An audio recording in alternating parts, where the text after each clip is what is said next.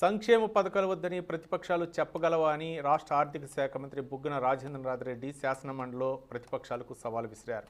సంక్షేమ పథకాలు వద్దని చెప్పగలరా అని ఆయన ప్రశ్నించారు. సంక్షేమానికి పెద్దపీట వేసి అభివృద్ధిని పట్టించుకోవటం లేదనేది అవాస్తవమని, అభివృద్ధిలో మన రాష్ట్రం టాప్ 5లో ఉందని తెలిపారు.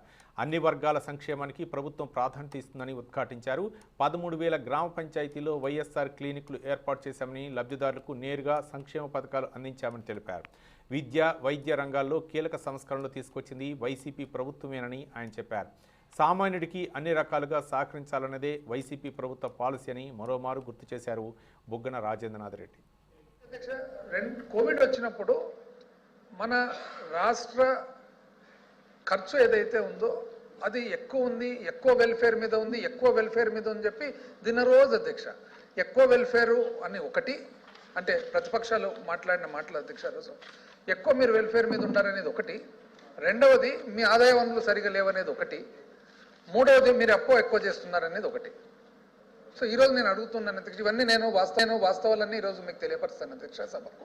ఒకటి, ఆ రోజు కానీ ఈ రోజు కానీ మనం గర్వంగా చెప్తున్నాం అధ్యక్ష, మన గవర్నమెంట్ పాలసీనే వెల్ఫేర్.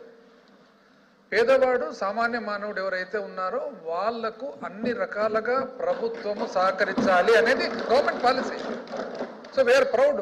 మనం ఎక్కడ కూడా మనం దానికేమి ఏదో బ్యాక్ ఫుట్లో సమాధానం చెప్పే అవసరమే లేదు అధ్యక్ష. We are proud.